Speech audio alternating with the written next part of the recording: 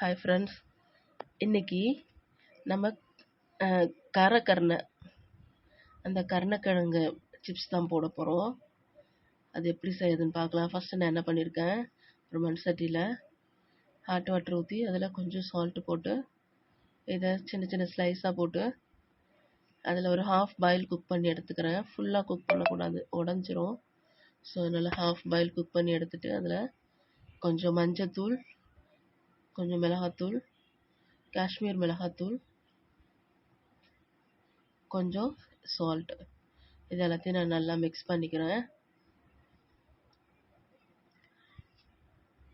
கொஞ்சம் கிழங்கு சூடாக இருக்கும் போதே நீங்கள் இதை மிக்ஸ் பண்ணிட்டீங்கன்னா அது கொஞ்சம் ஈஸியாக அதில் பைண்ட் ஆகிடும். ஸோ இது நல்லா ஒரு ½ நான் மேரினேட் பண்ணி அப்படியே வச்சுட்டேன். ஸோ அந்த மசாலா எல்லாம் அதுக்குள்ளே நல்லா ஊறி இருக்கும். இப்போ நான் தேவையான அளவு கடலெண்ணெய் ஊற்றி அதில் ஒரு ஸ்லைஸாக போடுறேன்.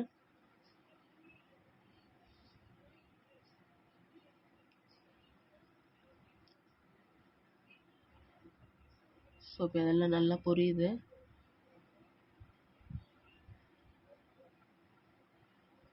இப்போ நான் பபிள்ஸ் கொஞ்சம் அடங்குது.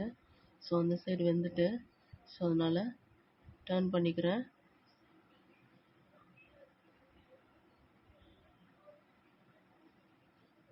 கொஞ்சம் கஷ்டமாக இருக்க மாதிரி இருக்கும், பட்டு செய்ய ஆரம்பிச்சிட்டிங்கன்னா டக்குன்னு அதை பரட்டிடலாம். ஈஸியாக தான் இருக்கும்.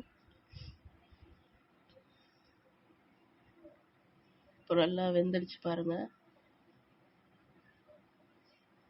ஸோ இப்போ இதை நான் டிஷ்யூ பேப்பர் மேலே ஸ்ப்ரெட் பண்ணுறேன். பிகாஸ் இதில் ஆயில் இருக்கும்ல, அதனால் அந்த ஆயிலெலாம் அந்த டிஷ்யூ உறிஞ்சிடும். ஸோ சாம்பார் சாதம், தயிர் சாதத்துக்கு கூட ட்ரை பண்ணுங்கள். தேங்க்யூ.